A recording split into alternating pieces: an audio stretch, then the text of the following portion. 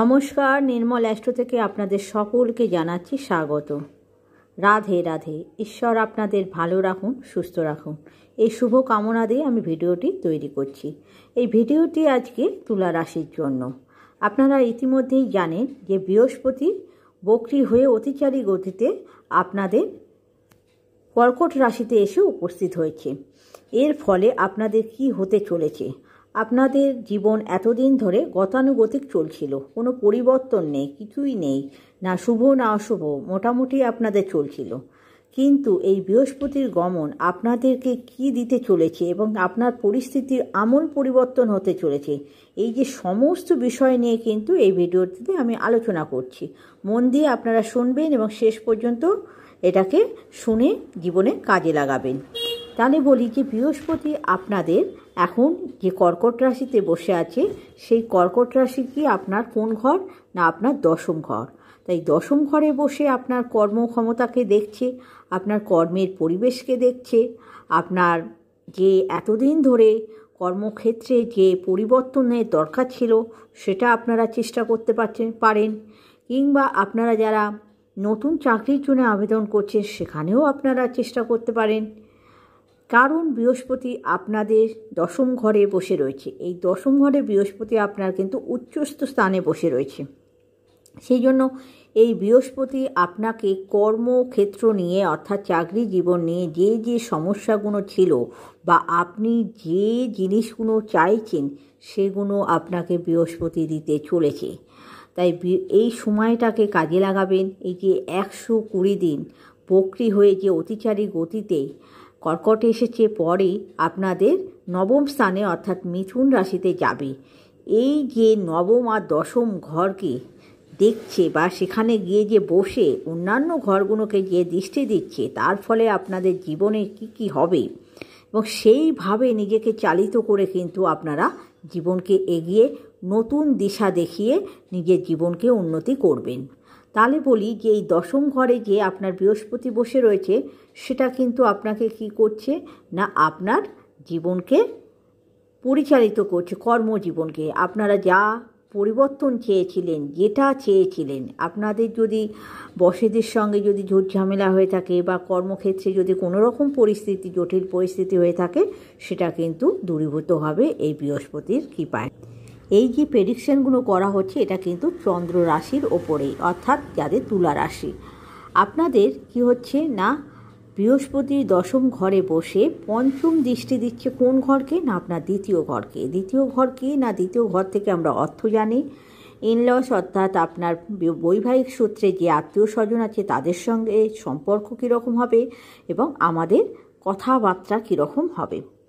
অর্থাৎ আপনারা এই দ্বিতীয় ঘরে যে কার্যকারিতা রয়েছে সেগুলো সুফল পেতে চলেছেন বৃহস্পতির কৃপায়। আপনাদের অর্থভাগ্য উন্নতি হবে, আপনারা অর্থ সম্পদ বাড়াবেন এবং আয় বৃদ্ধি কিন্তু হবে, অর্থাৎ আপনাদের জীবনের গ্রোথ বাড়বে।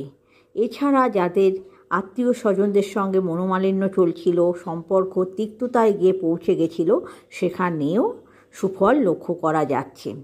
তাই দ্বিতীয় ঘরে আপনাদের পঞ্চম দৃষ্টি পড়ার দরুন আপনাদের অর্থনৈতিক এবং আত্মীয় স্বজন এবং কথাবার্তার মধ্যে আপনার কথাবার্তার মধ্যে একটা জ্ঞানের পরিচয় পাওয়া যাবে, অর্থাৎ সুরুচির কথাবার্তা বলবেন।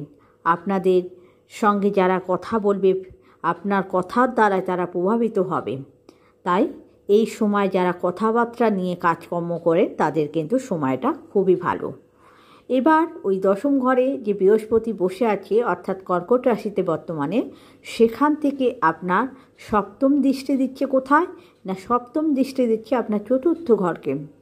এই চতুর্থ ঘরে আপনি কিন্তু ব্যাংক ব্যালেন্স এগুলো কিন্তু বৃদ্ধি পাবে, অর্থাৎ যারা সম্পত্তি বৃদ্ধি করতে চাইছেন সেটা তাদের জীবনে হবে। এছাড়া যারা বাড়ি করতে চাইছেন, যারা জমি কিনতে চাইছেন, সম্পত্তি সংক্রান্ত কোনো কার্যকর থাকলে বা মনোবাসনা থাকলে আপনাদের সেই মনোবাসনা পূর্ণ হতে চলেছে।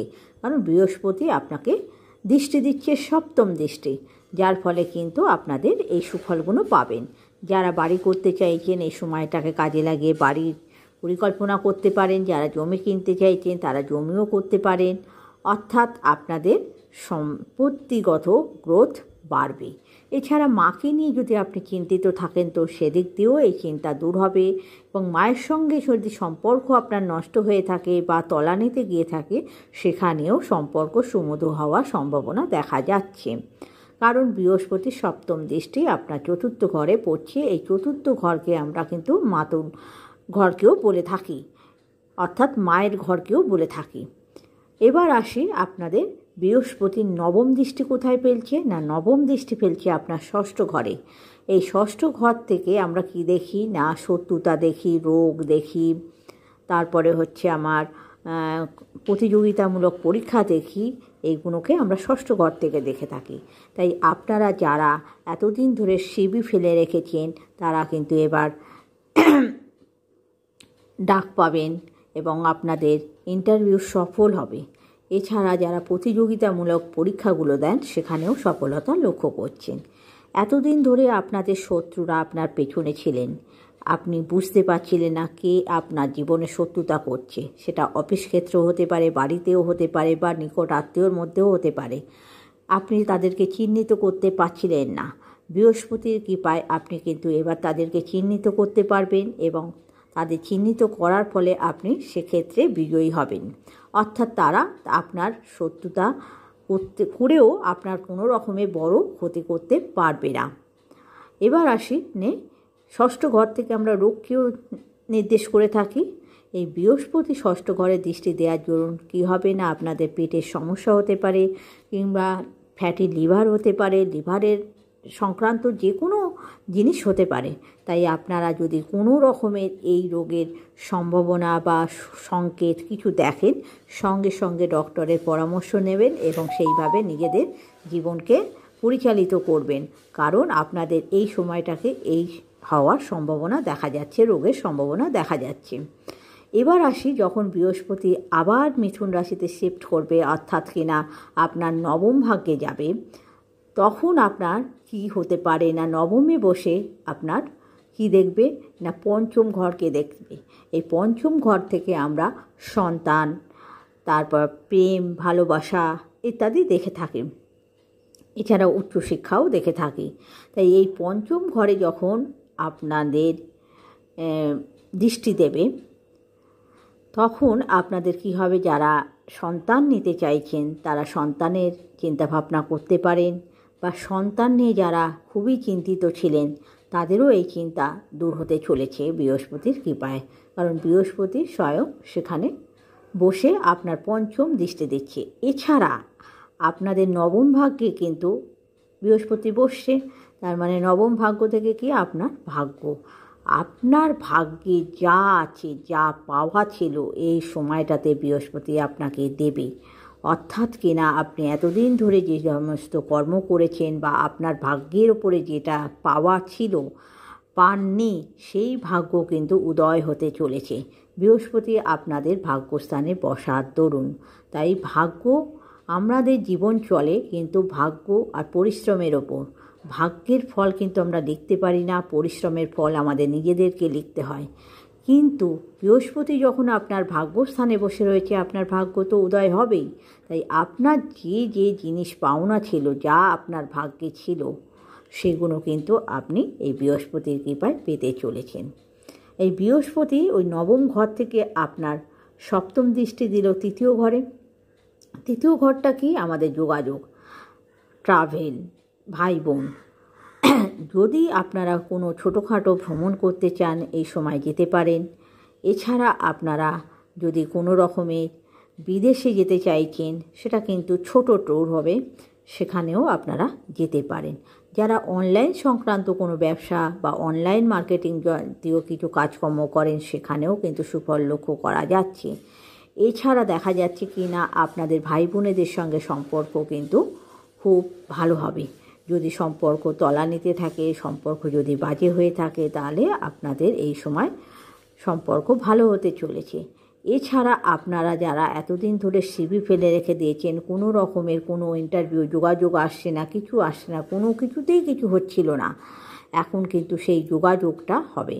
অর্থাৎ কিনা আপনাদের কানেকশান, অর্থাৎ যোগাযোগ আপনাদের ভালো যোগাযোগ কিন্তু আপনাকে এনে দেবে এই তৃতীয় ঘরে দৃষ্টি দেওয়ার জন্য। এর জন্য কি হবে না, আপনাদের এই বৃহস্পতি অর্থাৎ মিথুন রাশিতে যখন বৃহস্পতি গমন করবে, সেখান থেকে আপনাদের পঞ্চম দৃষ্টি দেবে আপনার তুলা রাশির ওপর, অর্থাৎ রাশির ওপরে, আপনার এর নিজস্ব ঘরে। যার ফলে কি হবে না, আপনাদের যা দেহ অর্থাৎ যারা অসুস্থতায় ভুগছেন তারা সুস্থতা পাবেন, এবং যাদের এতদিন ধরে যে চিন্তা ভাবনাগুলো ছিল, যেখানে আপনারা বাধা পাচ্ছিলেন, আপনারা থেমে গেছিলেন, নতুন করে শক্তি জুগিয়ে আপনারা কিন্তু এগিয়ে যাবেন। এইভাবে কিন্তু আপনাদের বৃহস্পতি ফল দিতে থাকবে। এই নবম স্থানে বসে আপনাদের নবম দৃষ্টি দেবে কোথায় না, আপনার পঞ্চম ঘরে। এই পঞ্চম ঘরে যখন আপনাকে নবম দৃষ্টি দেবে, নবম ঘর থেকে নবম দৃষ্টি দিচ্ছে আপনার কোথায় না, ষষ্ঠ ঘরকে। তাই ষষ্ঠ ঘরকে দিলে কি হবে না, আপনাদের রোগ সংক্রান্ত যে যাবতীয় কথা বললাম সেইগুলোকে আপনারা খেয়াল রাখবেন। অর্থাৎ আপনাদের জীবনে নবম এবং দশমে অতিচারী গতিতে বৃহস্পতির গমন কিন্তু আপনাদের ভাগ্যকে পরিবর্তন করছে, আপনাদের সব দিক দিয়েই ভালো হতে চলেছে। শুধুমাত্র একটু পেটের সমস্যা এবং লিভার সংক্রান্ত কোনো সমস্যায় পড়তে পারেন, সেদিকটা আপনাকে একটু খেয়াল রাখতে হবে। আপনারা এইভাবে